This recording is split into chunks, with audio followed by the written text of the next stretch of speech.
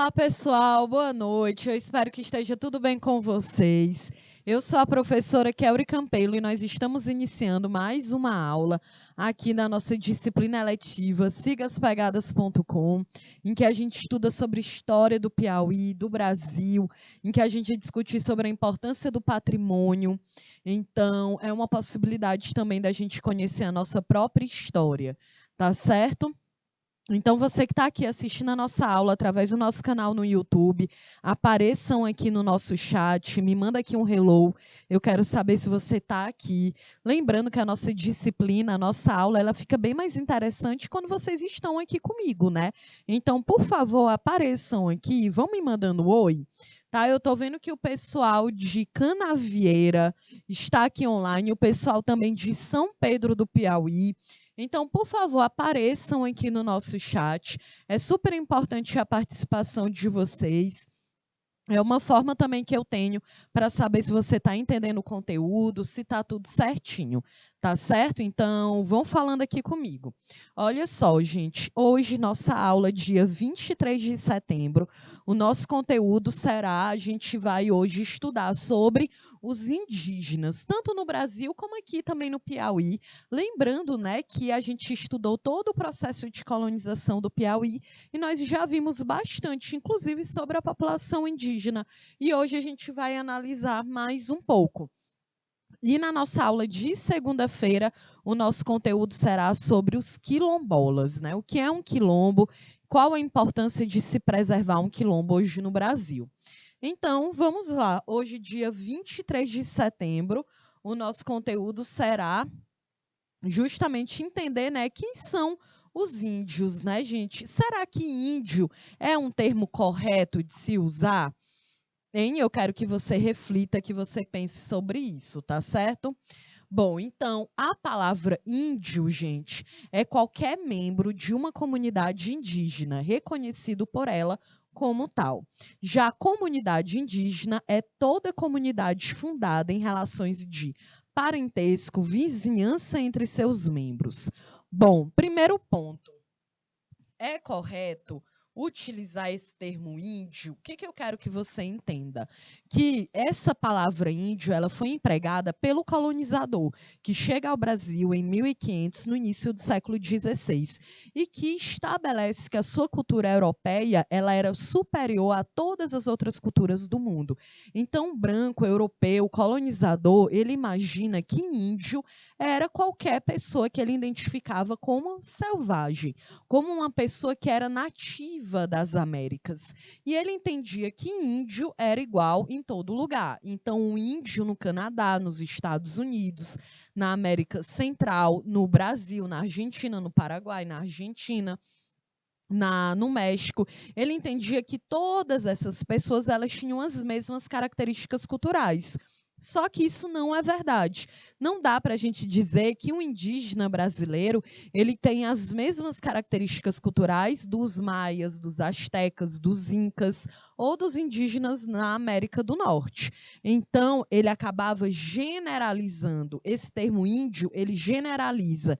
E a gente não consegue ver a diversidade dos povos indígenas. É por isso que o próprio grupo, o próprio movimento indígena hoje no Brasil, fala para a gente usar o termo indígena, é o termo mais adequado, que dá uma diversidade maior em relação à cultura.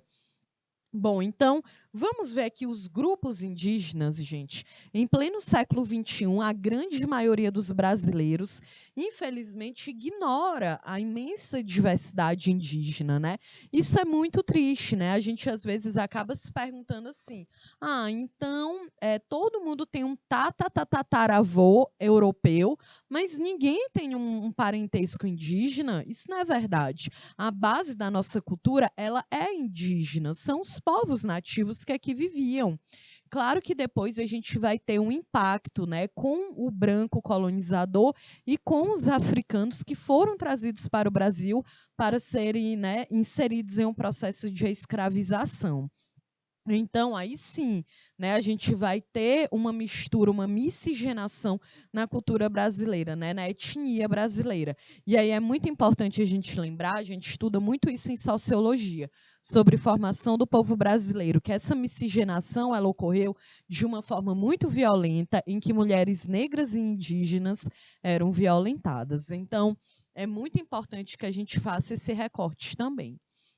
Então, olha só, para vocês terem uma ideia, gente, nós tínhamos aqui, antes da chegada do colonizador, uma média de 6 milhões de indígenas vivendo no território brasileiro e espalhados por todo o território brasileiro, falando mais de 150 línguas. Então, é de fato uma diversidade muito grande. Aqui na tela, né, vocês estão vendo alguns pontinhos amarelo, verde, azul, roxo e marrom. Isso tudo é para tu entender que no território brasileiro inteiro nós tínhamos populações indígenas, né? Tupi-Guarani, G, Aruac, Cariba e muitos outros, né? Nas nossas aulas passadas a gente analisou as nações e os povos que viviam no Piauí, né, antes da chegada do colonizador e de que forma que eles foram viver depois do impacto com o colonizador. E eu ainda trouxe esse quadro hoje aqui também. Então, olha aí os indígenas no Brasil. Muitos pesquisadores afirmam que antes da chegada do europeu nas Américas, havia uma média de 100 milhões de indígenas no continente americano, espalhados entre a América do Norte, a América Central e a América do Sul. E que aqui no Brasil nós tínhamos uma média de 5 a 6 milhões de nativos. E esses indígenas brasileiros estavam distribuídos em tribos e de acordo com seu tronco linguístico. Então, por exemplo, os tupi-guaranis, eles viviam na região do litoral. Os macro-G ou tapuias, eles viviam na região do Planalto Central. Aruaques ou aruaque, na Amazônia. Caraíbas, na Amazônia também, mas a gente viu que os caraíbas também estavam presentes aqui no Piauí, né? Bom, agora a gente vai analisar aqui a classificação de acordo com seu tronco linguístico, ter realmente uma noção de que forma que esses povos eles estavam distribuídos. Então, por exemplo, Tupi, a localização, eles estavam presentes no Amazonas, no Pará, em Roraima, no Amapá, no Nordeste, né, principalmente no litoral nordestino inteiro, nós tínhamos a presença dos indígenas Tupi, né, no Mato Grosso do Sul, Minas Gerais, Espírito Santo, Rio de Janeiro, São Paulo, Paraná, Santa Catarina e Rio Grande do Sul. Praticamente no país inteiro, né, gente? Exemplos das tribos Tupi, da nação Tupi: Tupis Guaranis, Tupinambás, Chiapas, Caingás, Tamoios, Goitacás, Camaiururás, né? Quase um trava-língua, né? Mas para vocês verem, né, a quantidade de tribos em cada nação. Lembrando, gente, que aqui nós estamos vendo isso não para que você tenha que decorar alguma nação ou algum povo. A ideia não é essa, mas é realmente que você consiga identificar que existe uma diferença muito grande, tá certo? Bom, agora a gente vai aqui para o povo G. Olha aí a localização do povo G. Pará, Maranhão, Pernambuco, Mato Grosso do Sul, Paraná, Santa Catarina, Rio Grande do Sul, São Paulo, Minas Gerais e Tocantins. Exemplos de tribos: Timbiras, Aimorés, Botocudos, Guajajaras. Guajajaras a gente também tem aqui hoje, atualmente no Piauí. Caiapós, Chavantes, Bororôs, Caingangues. Os Aruaque estão presentes no Amazonas, no Amapá, no Acre, no Mato Grosso e no Mato Grosso do Sul. Olha os exemplos de tribos: Uapixanas, Guaianás, Parecis, Barés, Guanás. Caraíba, localização: cabeceiras dos rios Xingus, Xingu e Tapajós, Amazonas, Piauí, Pernambuco e Mato Grosso. Mato Grosso. Exemplos de tribos: Apiacás, Nepóias, Uaicas, Arecunas, Bacairis. E uma observação: no século XVI havia cerca de 300 línguas faladas pelos indígenas brasileiros, pertencentes a maior parte aos 4 troncos linguísticos que a gente acabou de ver, né? Hoje nós temos uma média de 120 línguas. E por que foi diminuindo? Justamente pela colonização, né, gente? O colonizador europeu, português, uma das formas de você quebrar a cultura indígena era proibir os indígenas de falarem a própria língua, né? Tinham que aprender a falar português. Então, esse é o grande problema, tá certo? Bom, vamos agora aqui ver outro povo, olhar a sociedade indígena na época da chegada dos portugueses. E aí, pessoal, como é que vocês acham que era a vida dos indígenas, né? De que forma que ela foi impactada? Coloca aí no nosso bate-papo, por favor. Eu gostaria que a gente pudesse, né? Eu quero saber se vocês estão entendendo, tá bom? Olha, num primeiro momento, os contatos entre índios e brancos foram razoavelmente cordiais e marcados pelo escambo, ou seja, a troca de produtos. Então, primeiro eu quero que tu entenda assim, o colonizador ele chega aqui ao Brasil lá em 1500, no início do século XVI. Nós já discutimos aqui que aquele termo que a gente aprende quando é criança, que o Brasil foi descoberto, é um termo que a gente precisa superar, porque quando eu digo que o Brasil foi descoberto, eu esqueço absolutamente do povo indígena, da cultura, da língua, da história, da memória, da luta pela sobrevivência. Porque quando eu digo que algo foi descoberto, eu estou anulando a existência desse povo aqui no Brasil. Então, o termo correto é invasão, conquista, ocupação do território brasileiro. Esse é um ponto que eu quero que o pessoal de Canavieira, de São Pedro do Piauí, se ligue, gente. Vocês estão no ensino médio, né? Então, as nomenclaturas agora, a literatura, a história, a gente tem lutado para mudar esses termos nos livros de história. Então, no caso correto, o Brasil foi invadido por Portugal em 1500, no início do século XVI.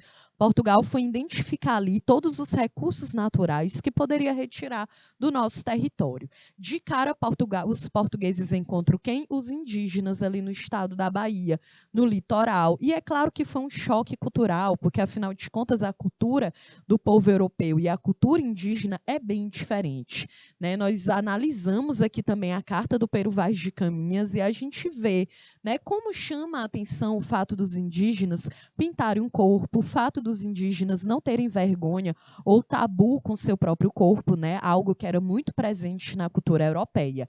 Então, é claro que foi um choque cultural, porque as diferenças eram muito grandes. Depois, a gente tem o quê? Os portugueses, eles pensam, olha, beleza, a gente vai colonizar esse território, então a gente quer tirar alguma coisa daqui que realmente nos dê lucro, não é isso? Então, o que vai acontecer? Portugal começa a explorar o pau-brasil. Passa de 1500 até 1530 fazendo a retirada do pau-brasil. E essa retirada ela era feita através do trabalho indígena. Em um primeiro momento, a gente aprende que esse contato ele foi amistoso, porque as duas culturas estavam ali se conhecendo. Mas esse contato pacífico e amistoso, ele logo acaba e vai dar lugar a uma extrema violência.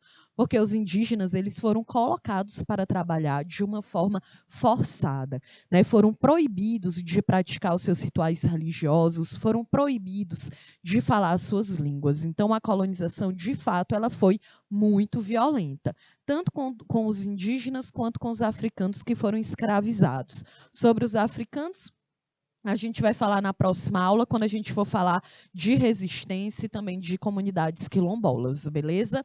Então lembra, né? Era isso que acontecia. Os indígenas, eles acabavam sendo obrigados a fazer a retirada do pau-brasil. E esse pau-brasil ele ia para a Europa, porque era uma madeira muito resistente, existia um corante ali no seu interior que os indígenas utilizavam para atingir o corpo, mas a Europa utilizava para atingir tecidos. Então era muito lucrativo para Portugal e era mais lucrativo ainda porque eles forçavam esse povo a trabalhar. Então, quando o português ele passou a implantar um sistema colonial de fato, e isso ocorre por volta de 1531, quando a gente recebe as nossas primeiras expedições, o português ele tinha a ideia, gente, de transformar o indígena em um escravizado agrícola, né? Então, os indígenas eles foram perseguidos, né, capturados, caçados, né, com o objetivo de poder desenvolver esse trabalho. Lembra que na aula passada, quando a gente estava estudando sobre colonização do território piauiense, nós aprendemos que o Piauí, né, a população indígena foi praticamente exterminada, porque a colonização que começa ali pelo sul, os colonos vindo da Bahia, de Pernambuco, vinham justamente expulsando os indígenas de sua terra. Não é isso? Então, as populações indígenas, gente, elas foram perdendo as suas terras e foi ocorrendo um aniquilamento. É um povo que, de fato, passou a ser exterminado, né? A própria capitania de São Vicente, que é conhecida como uma das primeiras cidades do Brasil, que fica no estado de São Paulo, ali durante o século XVI e XVII, foi o maior exemplo disso. De lá partiram as bandeiras, que a gente viu bastante na aula passada, o trabalho dos bandeirantes, que era um trabalho extremamente violento, porque os bandeirantes eles iam entrando pelo interior do Brasil, capturando indígenas, colocando eles na escravidão, abrindo territórios, procurando pedras preciosas, e inclusive foram responsáveis pela colonização do Piauí na metade do século XVII. Isso tudo aqui nós vimos nas aulas passadas. Inclusive, gente, Canavieiras, São Pedro do Piauí, se liguem nisso, né? Coloca aí para mim se vocês estão assistindo as nossas aulas gravadas, gente. Cadê São Pedro do Piauí? Falou aqui comigo. Quem é o professor, a professora presencial? Por favor, se identifique, coloque o nome da escola, né? Coloque para mim aí se vocês estão assistindo as aulas gravadas. É muito importante, eu quero saber se sim, porque dessa forma fica muito melhor, né? Aqui, gente, é uma aula continuada. Eu sempre coloco o número da aula. Essa aqui é a de número 15. Então, é uma aula, toda aula a gente vai dando continuidade ao conteúdo, tá certo? Bom, então, olha só, os indígenas brasileiros, eles viviam em quê, gente? Em uma situação de regime de comunidade primitiva, onde prevalecia a produção comunitária. Então, os indígenas eles viviam dentro daquele território, desenvolvendo um trabalho baseado na sobrevivência, na subsistência. Então, plantavam, caçavam, colhiam, construíam as próprias canoas, construíam as próprias casas, tá certo, professor João Leno? Então, era forma desse povo garantir a sua sobrevivência. O trabalho era dividido de acordo com o sexo e com a idade. As mulheres cuidavam da lavoura, das crianças e também cozinhavam. Plantavam principalmente o milho. Olha aí, a base da nossa alimentação brasileira: milho, feijão, mandioca, cará, né? Acho que é macaxeira, acho que é a mesma coisa. Batata doce, abóbora, o tabaco. Ah, beleza. São Pedro está me dizendo que alguns estão assistindo as aulas gravadas. Então, gente, é porque assim, tem que assistir porque é uma continuação, né? Toda aula é um conteúdo diferente. Então, por exemplo, hoje são indígenas, na segunda-feira são quilombolas, entendeu? Por isso que eu estou perguntando. para que eu tenha uma noção que vocês estão entendendo, porque eu falo aqui informações que eu já dei em outras aulas, né? Na aula passada, por exemplo. Então, fico preocupada para saber se vocês estão de fato vendo ou não. Bom, então, voltando aqui, esses aqui é o trabalho das mulheres e os homens, eles caçavam, pescavam, construíam tabas, guerreavam e preparavam o solo. Então, existe uma diferença entre os trabalhos das mulheres e dos homens aqui nessas comunidades indígenas. Né? Como nós já sabemos, os indígenas moravam em ocas, dormiam em redes, né? Que inclusive se transformou em uma herança cultural. Com certeza você tem uma rede aí na sua casa agora, né? Os indígenas, eles também adoravam vários deuses, admitiam uma trindade superior, que era composta pela Guaraci, que é o sol, e Jaci, a lua, e Perudá, ou Rodá, que era o deus do amor. O chefe religioso da aldeia era o pajé, que possuía poderes mágicos, né? Adoravam as forças da natureza, como o vento, a chuva, relâmpago, trovão, e também tinham medo de maus espíritos. Né? Aqui é um resuminho, né, das principais características, tá certo? Olha aqui, vamos agora ver de uma forma bem específica a organização social. Como era? A hierarquia, né? Existia tribo, aldeia, taba e confederação, e em casos de guerra ou aliança com outros grupos, né? E é bem interessante porque aqui no Brasil, aqui no Piauí também, mas no Brasil de uma forma geral, nós temos uma característica dos povos indígenas, é que, gente, eles eram bem tratados entre eles. Existia uma quantidade de guerra entre os próprios povos indígenas que era muito grande. E é claro que com isso a gente consegue perceber que não é algo positivo e que por isso foi muito aproveitado pelo colonizador. O próprio colonizador, ele incentivava, né, ele motivava essas brigas entre as tribos justamente para poder enfraquecer os indígenas, né? Então foi uma tática muito utilizada e que serviu para exterminar esses povos. O sistema político, o cacique, que é o líder da tribo, né? Ele o cacique com grupos de dependência, né, eram formados por alianças matrimoniais, né? Então existia uma organização muito específica dentro ali dessas tribos em que o cacique ele era o líder. Então, por exemplo, existia também uma organização espacial em que a aldeia ela é formada por um conjunto de habitações que são as ocas, né, dispostas em círculo, sem hierarquização social. Então, isso é muito interessante, porque por mais que o cacique ele fosse o líder, mesmo assim ele não gerava uma diferenciação entre esse povo, né? Outro ponto interessante é que todos tinham acesso à terra.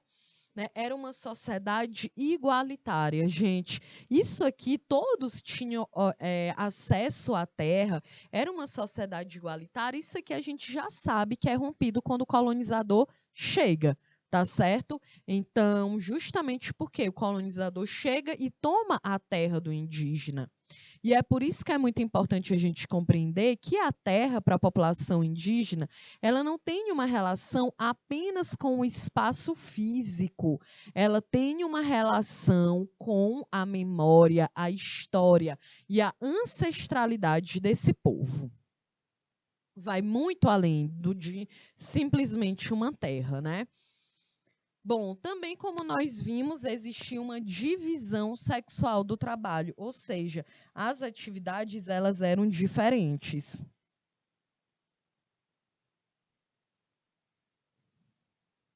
Bom, então, as tarefas femininas, como nós vimos, cuidar da roça, preparar os alimentos, fiar, tecer, coletar frutos e raízes comestíveis, fazer cestos e cerâmica, cuidar das crianças.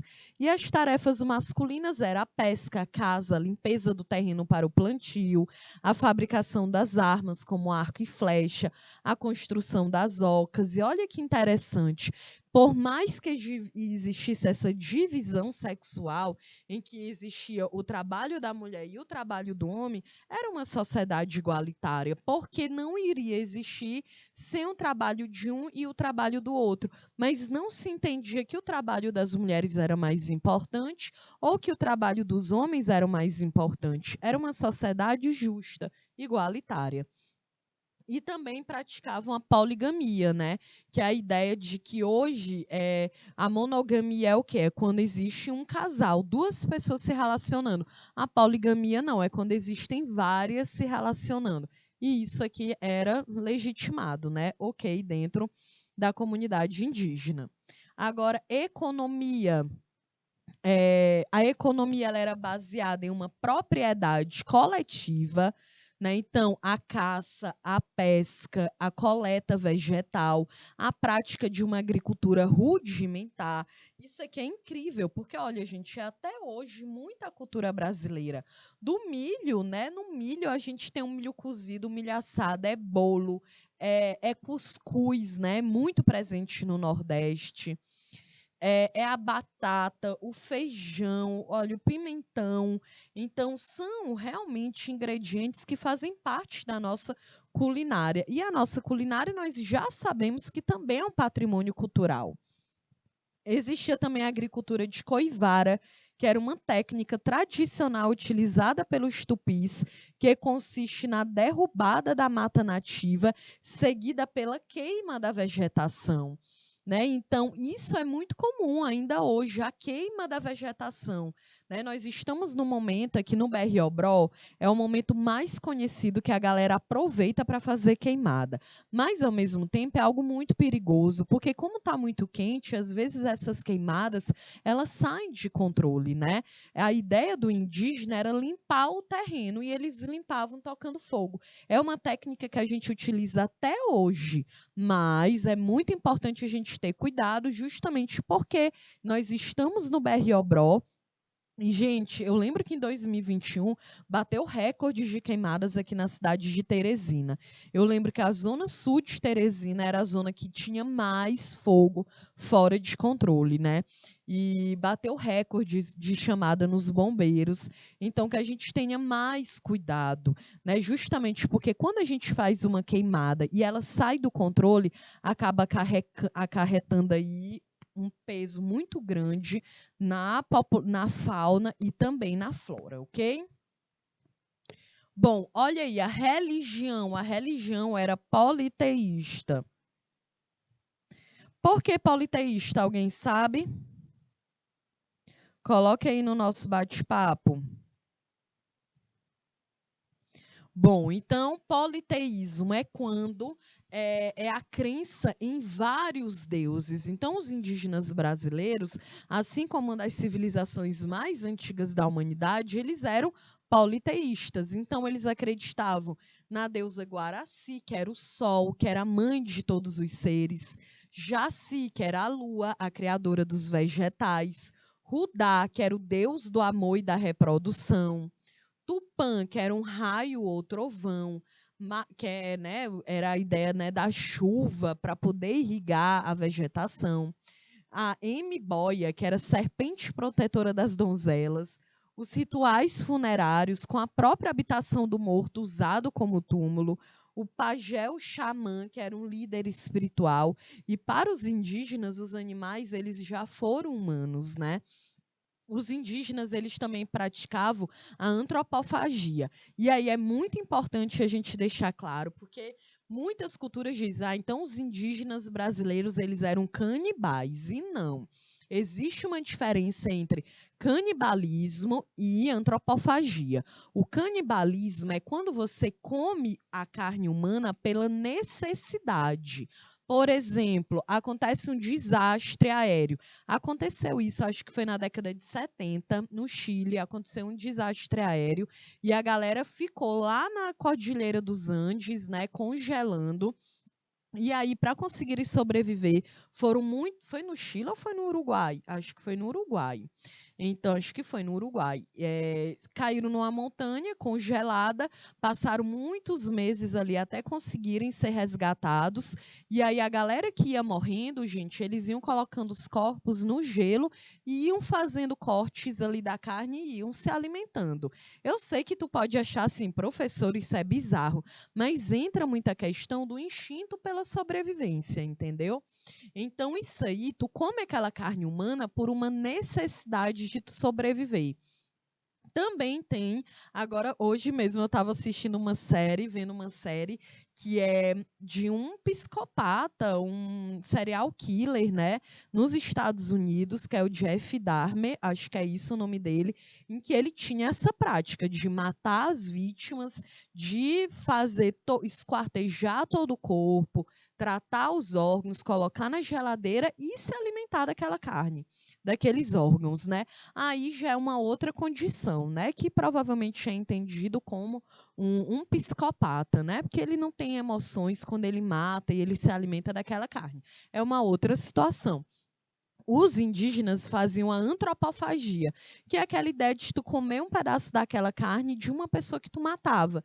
Então, quando eles entravam em uma guerra e uma pessoa morria e era um guerreiro, eles iam lá, tiravam, comiam o coração, tomavam o sangue, porque acreditava que aquilo ali era uma forma de absorver toda aquela força daquele guerreiro que morreu em guerra. Vocês conseguiram entender a diferença? Coloca aí no nosso bate-papo. Bom, ainda tem a cultura dos indígenas. Eu coloquei aqui, ó, antropofagia heróica, né? Entre os tupis, em que eles comiam a carne do inimigo como uma espécie de honra. Existia também a antropofagia doméstica, que era entre os Gs, que era devorar os próprios membros da família que morressem de uma forma natural, e eles acreditavam que quando eles comessem essa carne, eles iriam assimilar as suas virtudes. Bom, também tem a dança e a música, a confecção dos instrumentos de música, como flautas, tambores, os chocalhos, a pintura corporal, né, que era para enfeitar o corpo, era para participar de rituais ou guerras, também para espantar os insetos, a cerâmica, como as urnas funerárias, a cerâmica marajoara, a arte plumária, como os colares, as pulseiras, os piercings, né? Aqui na tela, hoje a gente tem muita prática de colocar o piercing justamente onde eles estão colocando. Tá vendo aqui nessa gravura, nessa imagem, a gente tem essa prática até hoje. É entendido como uma modificação corporal na ideia de que também é uma expressão corporal. A tatuagem e os piercings, que a gente acha que é algo moderno, mas não é, é algo muito antigo, né? Os povos pré-colombianos, como os astecas, os maias, os incas, eles colocavam os piercings, né, muito mais de madeira. Hoje a gente coloca com material cirúrgico próprio para poder fazer uma perfuração. E aqui não, era com esses instrumentos mais rudimentares, inclusive as tatuagens também, né? Os maias, os astecas e os incas, nós temos registros de serem povos que tatuavam o corpo inteiro, com essas tinturas naturais que eles conseguiam e com espinhos eles iam perfurando o corpo e fazendo a marca da tintura na pele. E é uma arte, né? Hoje a tatuagem ela é entendida como uma arte, uma das mais antigas da humanidade. E eu coloquei aqui algumas observações, como, por exemplo, o 9 de agosto, que é o Dia Internacional dos Povos Indígenas. E vale muito a pena a gente refletir de que forma que esses povos eles vivem, né, gente? Porque, infelizmente, como nós já vimos nas nossas aulas anteriores, os povos indígenas eles continuam a sofrer discriminações, privações, ameaças, né? Tem o seu direito constitucional às suas terras ancestrais é violado, é um grande problema aqui no Brasil, justamente a terra do indígena. Como é que está essa terra? Como é que essa terra é protegida? Eles vivem de uma forma segura dentro dessa terra, tá certo?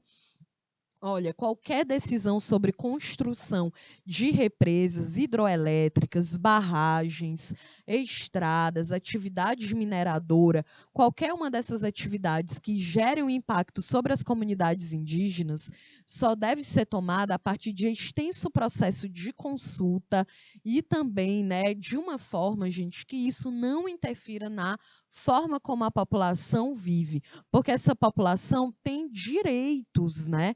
Tem direitos internacionais e também diretrizes das Nações Unidas sobre empresas e direitos humanos, né? A população indígena ela precisa ter os seus direitos preservados. Por exemplo, lá na Constituição de 1988, são reconhecidos aos índios, né? O termo ainda é esse lá, mas a gente sabe que o termo agora é outro, indígena. Então, são reconhecidos aos indígenas olha aí, são no artigo 231 da Constituição de 1988. São reconhecidos aos índios sua organização social, costumes, línguas, crenças e tradições e os direitos originários sobre as terras que tradicionalmente ocupam, competindo à União demarcá-las, proteger e fazer respeitar todos os seus bens. Os índios, suas comunidades e organizações são partes legítimas para ingressar em juízo em defesa de seus direitos e interesses, intervindo o Ministério Público em todos os atos do processo. Então, os direitos dos indígenas estão na Constituição Federal de 1988 e também no novo Código Civil, que é de 2002. E por que é importante a gente refletir sobre isso? Porque hoje a população indígena, e nós vimos aqui também a denúncia do cacique Guilherme, lá de Piripiri, né, em que ele fala de toda a vulnerabilidade que esse povo vive em situações de que muitas vezes não tem acesso à saúde, à educação, ao trabalho. A gente entende, então é um povo que vive na mata? Claro que não. É um povo que precisa e que tem o direito de ter acesso a todos os direitos básicos, assim como eu e você, né, que não somos indígenas. E, gente, olha, no Brasil, os indígenas representam 40% dos mortos por conflitos de terra no mundo.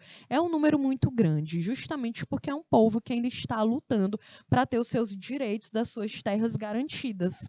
Né? Então, existem muitos conflitos pela demarcação de terras indígenas, e é um direito, né, gente? A demarcação de terras, ela visa proteger de possíveis invasões e ocupações por parte das pessoas que não são indígenas, né? Pessoas que querem justamente ocupar a terra, porque existe todo o interesse econômico envolvendo as terras no Brasil.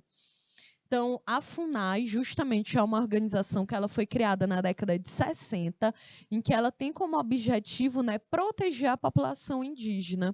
Então, aí eu coloquei aqui que atualmente no Brasil há 35 reservas regularizadas e 15 encaminhadas para regularização. Então, ainda é um número muito pequeno, né? Infelizmente. E olha o outro detalhe, o IBGE de 2010, né? Porque o IBGE é feito a cada 10 anos, ele está sendo feito agora novamente. Então, no IBGE de 2010, nós tínhamos uma média de 896 indígenas. Então, foi um número que caiu consideravelmente, levando em consideração que antes da chegada do europeu, nós tínhamos uma média de 6 milhões de indígenas, né, gente?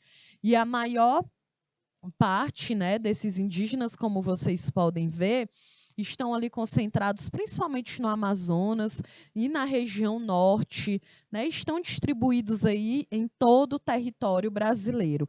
Inclusive, nós vimos aqui, né, no Piauí, no projeto Piauí Tem Índio Sim, que nós temos uma média de 6 mil indígenas espalhados em 36 cidades. Aqui, na atualidade, né, eu trouxe esse quadro aqui para a gente ver como estão distribuídos hoje na história do Piauí. Nós temos o povo Gamela, que é Bom Jesus, Baixa Grande do Ribeiro, Currais e Santa Filomena, Guajajara em Teresina, Gueguê em Uruçuí, Cariri em Queimada Nova, Tabajara em Piripiri, né, Tabajara Ipi, Tabajara da Oticica, Tabajara Tapuio, Então, essas aqui é a configuração que a gente tem hoje atualmente no estado do Piauí, beleza? Olha aqui nossa herança cultural, vocabulário, a fabricação de canoas, a queimada das roças, o hábito de dormir em rede. Olha aqui o vocabulário, catupiry, sabe aquela pizza com catupiry que vocês gostam?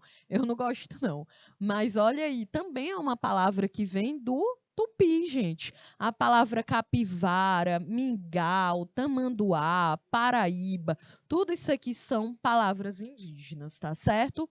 Bom, então nós estamos aqui encerrando a nossa aula. Deixei aqui duas questões para casa. Lembrando que toda aula a gente tem aí uma aula gravada, uma aula ao vivo. Em todas as aulas eu estou deixando uma atividade lá para a gente responder. Beleza? Então, nosso tempo acabou. Eu sou a professora Kelly Campelo.